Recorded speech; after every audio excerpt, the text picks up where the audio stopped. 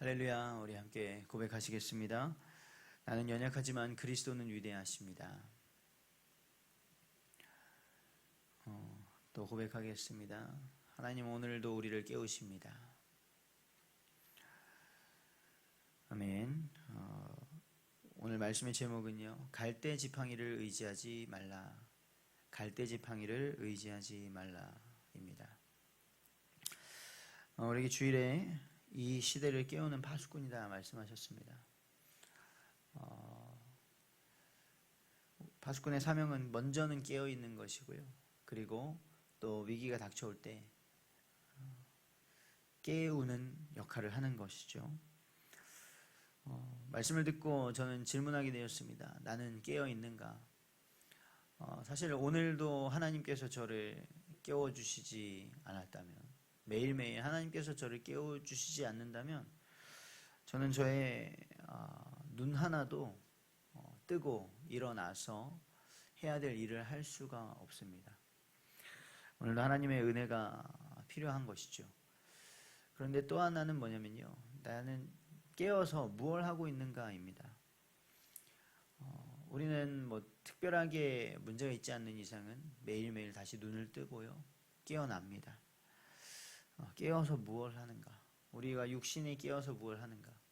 그리고 우리가 주일에 예배를 한다는 것은 우리가 영이 깨어 있다는 것이죠. 감사한 일입니다. 우리가 언제든지 예배할 수 있다는 것은 하나님의 큰 은혜입니다. 이스라엘이 노예가 되고 또 전쟁을 당하고 바벨론의 포로가 되었을 때 어찌 마음대로 예배할 수 있었겠습니까? 근데 우리는 지금 예배할 수 있습니다. 이것이 하나님의 큰 은혜인데요, 하나님께서 우리에게 이렇게 은혜를 베풀어 주셨던 것, 하나님께서 에스겔을 그 포로 가운데서 제사장이었던 에스겔을 선지자로 세우셔서 하셨던 것은 무엇이었습니까? 먼저 악인들을 깨우라, 악인들에게 복음을 선포하여서 참 하나님을 나타내고 그들에게 구원을 선포하라라는 것이었고요. 또 하나는 의인을 깨워라. 이 시대로 말을 한다면 하나님의 백성으로서 살아가야 하는데 주님의 교회를 깨우라는 말씀이었죠.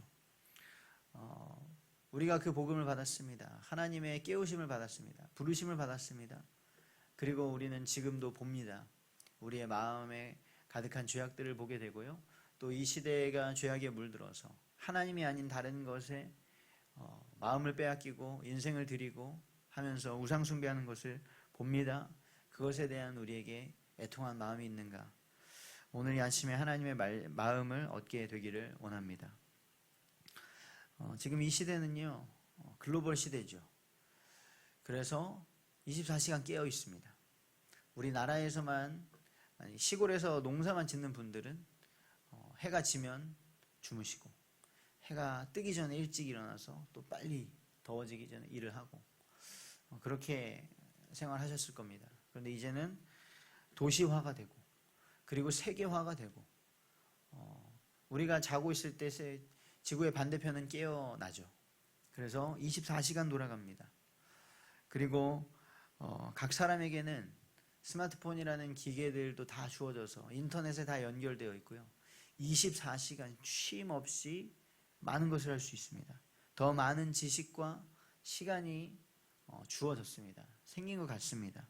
하지만 중요한 것은 우리가 어떠한 지식으로 또 어떤 시간으로 우리 인생을 채우느냐, 그것이 중요한 것이죠. 오늘 하나님의 말씀을 같이 묵상하시면서 너무나 많은 것들이 발전하고 주어져서 마치 하나님 없이도 살 수 있을 것 같은 것, 그건 이 시대뿐만이 아니었습니다. 바벨론 시대 때도 그 이전의 애굽 시대 때도 동일했습니다. 그러나 하나님께서 말씀하시는 것이죠. 그것은 갈대지팡이다. 그것은 부러진다. 그것을 의지하면 너도 다치고 그 갈대지팡이인 그 대상도 무너지고 다친다라는 것을 하나님께서는 계속해서 말씀하시고 역사로 보여주셨습니다. 성경은 말씀하는 것입니다. 하나님이, 여호와 하나님이 스스로 계시고 창조주이신 그 분이 바로 만물의 주관자이시다. 성경은 창세기 1장 1절에 선포하시죠. 태초에 하나님이 천지를 창조하시니라. 하나님께서 천지 만물을 만드셨고요. 그 안에는 우리도 포함되는 것이죠. 그 하나님께서 모든 것을 오늘 내가 일어나서 내가 오늘 예배하고 교회에 나온 것 같고 일하러 가는 것 같지만 우리의 인생까지도 그리고 우리를 다스리는 것 같은 그 모든 통치자들, 모든 사람과 만물들을 하나님께서 다스리고 통치하시는 것입니다. 그런데 창세기 3장에서는 하나님이 성경을 통해 무엇을 말씀하십니까? 사람이 범죄하였는데 바로 사람이 하나님의 자리에 오르려 한다는 것이죠. 그 사람의 욕심에 미혹한 마귀는 지금도 동일하게 거짓말을 하고 미혹하는데요. 뭐라고 합니까? 네가 죽지 아니하리라. 그래서 희한하게도 지금도 사람들은 과학과 의술과 기술을 발전시키면서 불로불사를 꿈꿉니다. 아무래도 많은 것을 가지고 있으니까 이 세상에서 불로불사하면 행복할 거라고 생각하는지 모르겠는데요. 저는 도무지 하나님 없이 이 땅에 영원히 사는 것이 어떨지 상상하기도 싫습니다. 그런데 죄의 조성자 마귀의 거짓말은 그것이죠. 내가 죽지 아니하리라. 네 눈이 밝아진다. 성경에서도 이런 것 말하고 있지 않다. 성경을 가지고도 온갖 이단과 사이비는 내가 아무도 알지 못하는 이런 것을 발견하게 됐다라고 말을 하죠. 그리고 선악을 알게 될 것이다. 결국엔 너가 하나님처럼 된다는 얘기죠. 하지만 우리는 기억해야 됩니다. 만물을 주관하시는 분은 하나님이십니다. 우리에게 미혹을 하는 마귀도 하나님이 주관하시고요.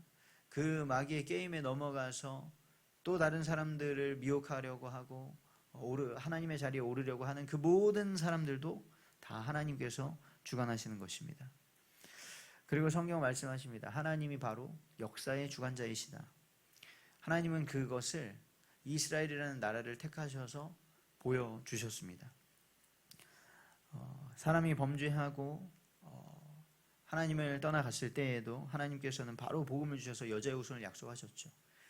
이 세상에 그 여자의 후손, 약속하신 여자의 후손 메시아를 보내셔야 하는데 하나님께서는 아무런 조건 없이 상관없이 아브라함이라는 한 사람을 부르셔서 내가 너로 큰 민족을 이루고 너를 통해 천하 만민이 복을 받게 하겠다 약속하셨습니다. 하나님께서 아브라함을 통해 이스라엘 나라를 만드셨는데요. 그 아브라함에게 약속하셨던 천하 만민이 받을 복은 무엇입니까? 바로 하나님을 아는 것입니다.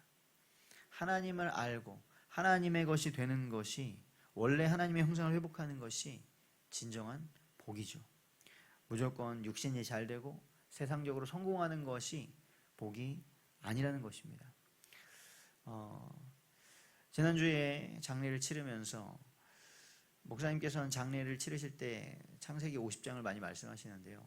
창세기는 시작은 창조로 시작하여서 마지막은 사람이 죽어 입권하는 것으로 마무리된다. 사람이 죽음이 있다는 것, 심판이 있다는 것을 기억해야 된다는 걸 항상 말씀하십니다. 그래서 그 하나님의 말씀대로 아브라함이 큰 민족을 이루면서 야곱이 12지파가 될 자식들을 죽기 전에 축복을 하는데요. 12아들을 축복을 한다고 하는데 다 잘 된다고 하는 것이 복이 아니었습니다.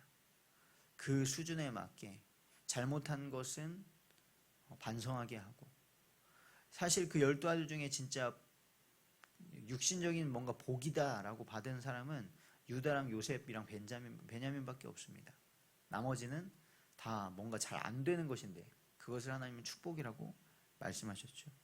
그래서 우리는 육신적으로 잘 되고 내 문제가 해결되고 성공하는 것이 복이 아니라 내가 현실에 어려움을 당하더라도 내가 지금 광야길을 가더라도 하나님을 알게 되고 하나님께 나아가는 것이 진정한 복인 줄 믿습니다. 그리고 하나님께서는 이스라엘뿐만 아니라 이스라엘의 하나님이시기 때문에 이스라엘만 잘할 때 복을 줬다가 잘못하면 책망하시는 그런 것이 아니라 주변 나라들에까지 다 심판을 선포하십니다. 그것이 선지서에 나타난 하나님의 모습이죠. 특별히 오늘 읽으실 성경 에스겔 29장에 32장에서는 애굽을 심판하신다 말씀하십니다. 애굽이 왜 심판을 당하는 것일까요? 오늘 읽은 말씀 29장 3절에 보시면 주 여호와께서 이같이 말씀하시되 애굽의 바로 왕이여 내가 너를 대적하노라. 너는 자기의 강들 가운데 누운 큰 악어라. 스스로 이르기를 나의 이 강은 내 것이라. 내가 나를 위하여 만들었다 하는도다. 애굽 사람들이 몰랐겠습니까? 나일강을 애굽 바로 왕이 만들었다는 그것은 거짓말이라는 걸 모르겠습니까? 그런데 사람이 세상에서 조금 힘이 생기고 뭔가 괜찮아지면 자꾸만 생각하는 것이죠. 스스로 자기를 높입니다. 내가 다 이뤄낸 것 같고 내가 내 인생의 주인인 것 같고 내가 지금 이 나라의 주인인 것 같은 착각에 빠지게 되는 것이죠. 그런데 안타깝게도 하나님의 백성들조차도 이러한 세상에 하나님의 심판의 대상인 하나님의 피조물에 불과한 그것을 의지하게 된다는 것입니다. 6절에는 이렇게 말씀하십니다. 애굽은 본래 이스라엘 족속에게 갈대 지팡이라. 참 성경은 이스라엘 민족의 이야기로 가득 채워져 있는데 창세기 때부터 정말 이 구약 내내 애굽이라는 나라도 끊임없이 나옵니다. 그 사이에 끼어가지고 이스라엘은요 때로는 애굽을 의지했다가 때로는 신흥 강국을 의지했다가 왔다 갔다 합니다. 그리고 애굽도 어쨌든 이 시대까지는 강함을 나타내고 유지하고 있었습니다. 그러나 이 애굽도 갑자기 생겨난 신흥 바벨론에 멸망할 수밖에 없다는 것이죠. 이 애굽이 갈대지팡이라는 것입니다. 잡으면 부러지는 갈대. 그리고 애굽도 내가 여호와인 줄 알리라. 하나님이 여호와인 줄 알아야 하는 하나님이 지으신 사람, 하나님이 지으신 피조물이라는 것입니다.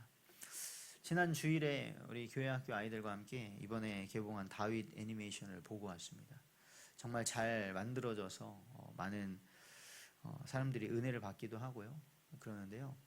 보통 우리가 다윗 하면은 다윗이 사무엘 상하 너무나 긴 이야기가 있기 때문에 사실 한두 시간 안에 그 모든 걸 담아낼 수가 없죠. 그래서 보통 다윗 하면 골리앗을 많이 생각합니다. 골리앗을 극적으로 이기는 것.